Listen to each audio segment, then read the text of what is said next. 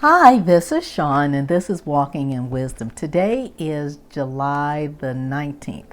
So I shall be reading from Proverbs the 19th. No, I'm not. I'm reading from Ephesians, the 4th chapter, and I'm reading from Romans, the 8th chapter, verses 5 and 6. So, and both of them I'm reading from the New Living Translation, the NLT. So, before I start, this is what I want to do. I'm going to read Ephesians 4 verses 22 and 24, and then I'm going to come back and read Romans 8 verses 5 and 6 because I want you to see the correlation here. So Ephesians 4:22 reads like this, 22 to 24. Throw off your old sinful nature and your former way of life, which is corrupted by the lust and deception. Instead, let the Spirit renew your thoughts and attitudes. Put on your new nature, created to be like God, truly righteous and holy. Amen. So now, Romans 8, verses 5 and 6 reads like this. Those who are dominated by the sinful nature think about sinful things, but those who are controlled by the Holy Spirit think about things that pleases the Spirit.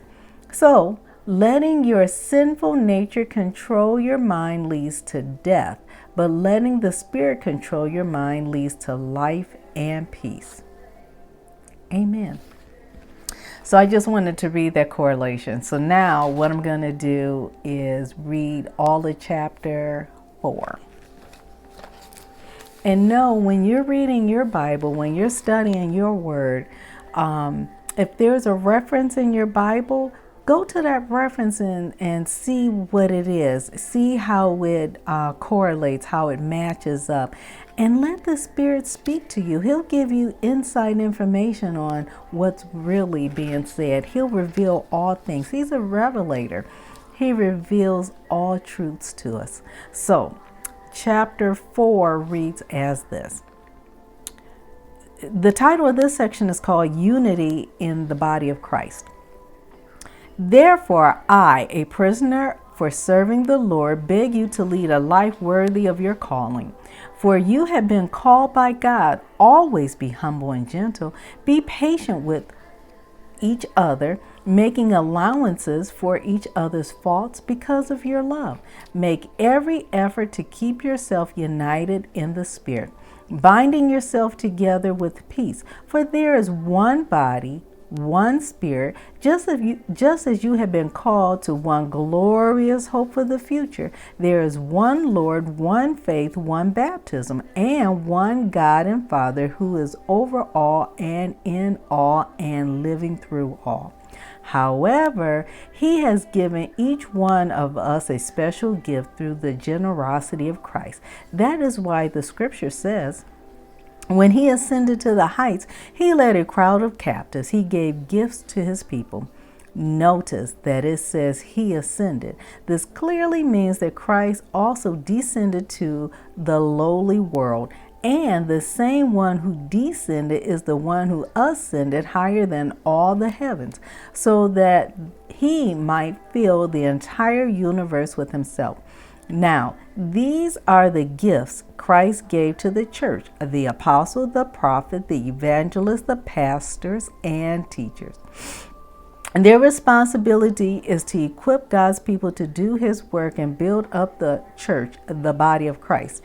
This will continue until we come to such unity in our faith and knowledge of God's Son that we will be mature in the Lord, measuring up to the full and complete standard of Christ.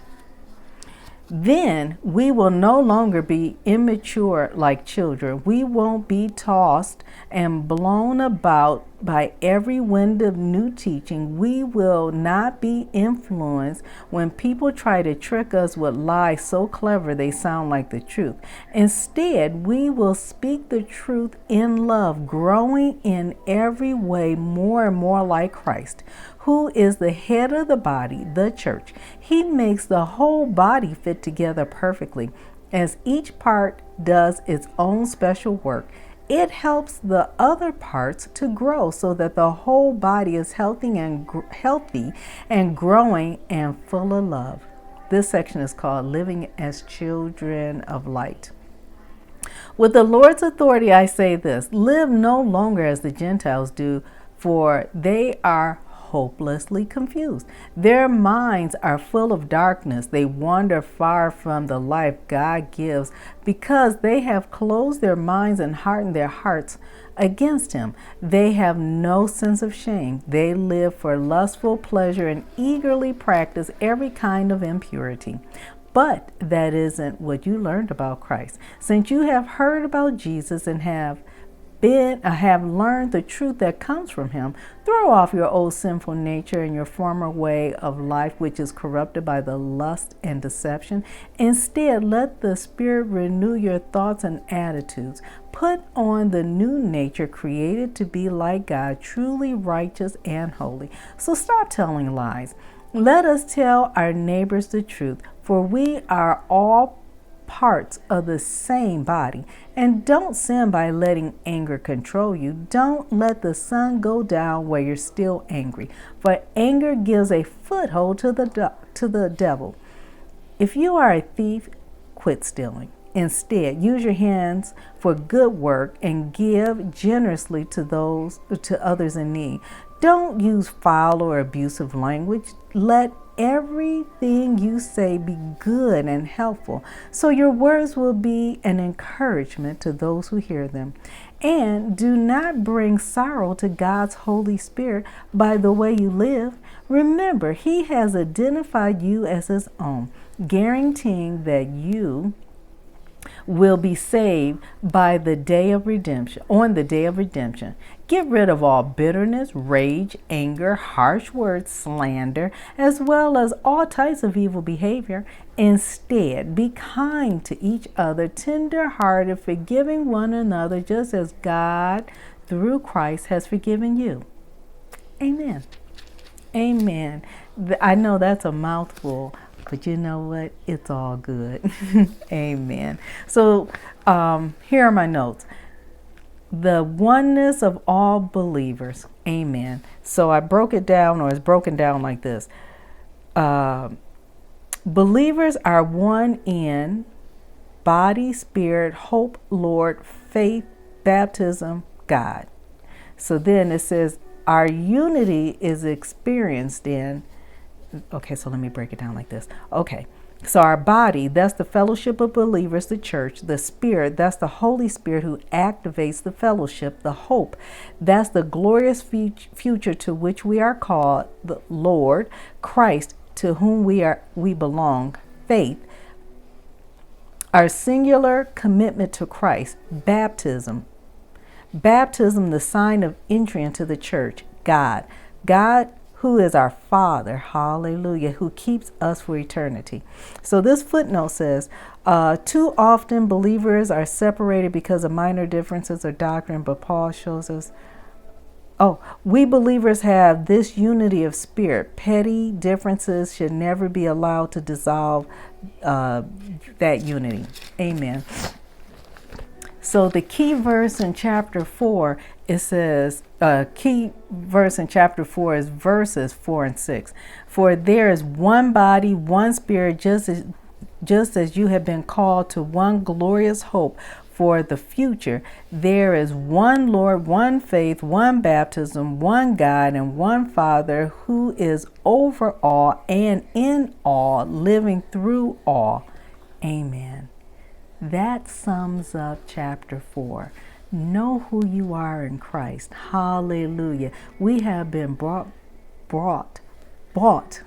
with a price. Hallelujah. And because He paid a price so severe, His precious blood, we now have one Lord, one God, one faith, one hope, one baptism, one Father.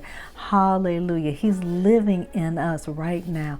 You have to receive that. You have to believe that in order to go forward and do the mighty works that He's called us to do. Hallelujah. So go ahead, meditate on this scripture. Meditate on Romans 8, chapter 8, verses 5 and 6. Hallelujah. Get into your word. Build up your inner man. God loves you so much. You're so very precious and special to him. Jesus loves you. Hallelujah. He paid the ultimate price, his life, so that we can be free. Glory to God. And Holy Spirit loves us. He's fighting on our behalf all the time, every day, every second of the day. Hallelujah. Every second of the moment of the day. Glory to God. And I love you guys as well. Continue to walk in wisdom. Wisdom is the principal thing, and all you're getting, get understanding. God bless your hearts. Amen.